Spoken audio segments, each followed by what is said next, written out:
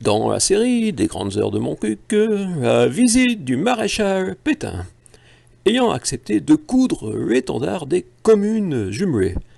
Pétain-Coup à Montcuq avait titré la figue du Midi. De manière surprenante, des événements sortent parfois de la mémoire collective comme de l'histoire officielle présentée sur le site internet de la commune où Nino Ferrer côtoie Daniel Prévost. Ainsi, la venue du maréchal Pétain avec le maire, Maurice Faure l'invitant à coudre le blason de la commune avec celui de San Giorgio della Rincivelda pour célébrer le jumelage franco-italien.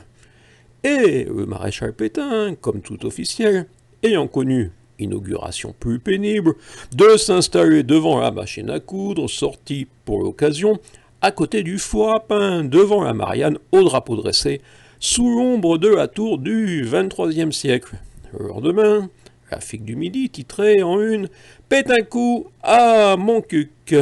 Gaston Ternoise, le rédacteur en chef, avait osé, avec une photo où, à l'extrême gauche, Pierre Desproges se marre, d'avoir suggéré cette idée à Maurice Faure et de l'avoir concrétisée, sans que personne ne semble encore avoir compris la cocasserie de l'instant. La photo immortalise également, cirant les pompes du grand Maurice, ceux qui espèrent en obtenir la délégation de l'Amérique, car le nouveau baron lotois a décidé de s'installer à Cahors, dont effectivement il tiendra les rênes durant 32 ans, un record. Même Roland Hureau n'est pas parvenu à le détrôner. Au pied de Maurice, on reconnaît ainsi Henri Dernaucourt et Daniel Maury, lequel semble favori, car il bénéficie déjà de ses petits cireurs, les ambitieux Blablabard et Maucon.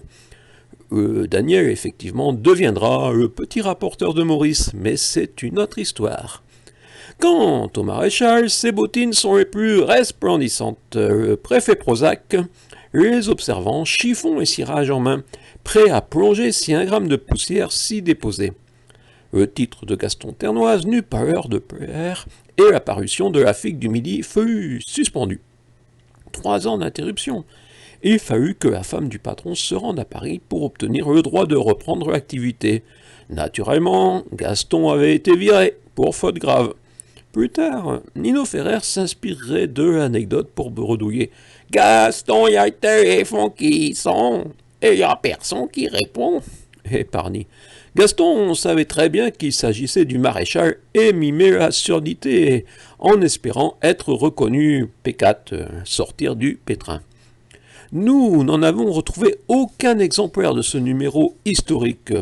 Comme vous le savez, à cette époque, les quotidiens servaient principalement à s'essuyer les fesses, même de Montcuq, et à empaqueter le poisson. Depuis le PQ doux et parfumé, vous avez remarqué, cette presse dite objective et équilibrée s'est marginalisée. Quelques décennies plus tard, vous comprenez pourquoi le fils, Stéphane Ternoise, est absent de certains médias, comme s'il n'existait pas. Les nostalgiques du maréchal Pétain ont trouvé leur bouc émissaire. Certains prétendent que ces gens-là l'ont bien cherché, car ce n'était pas la première fois que la famille se faisait remarquer, ni la dernière. On se souvient, ou on fait semblant d'avoir oublié, le bal tragique à Baladou, un mort. Quand Henri de Verninac Saint-Maur, sénateur du Lot depuis 1883, président du Conseil général du Lot depuis 1891, vice-président du Sénat, s'éteignit le 12 mai 1901 dans la petite commune lotoise de Baladou, un jour de fête.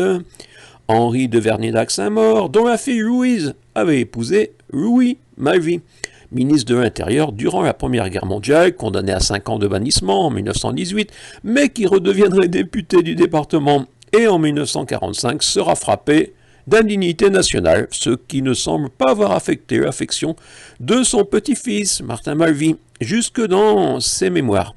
Henri de Verninac Saint-Maur n'en a jamais rien su, car il est mort au bal tragique, tout comme...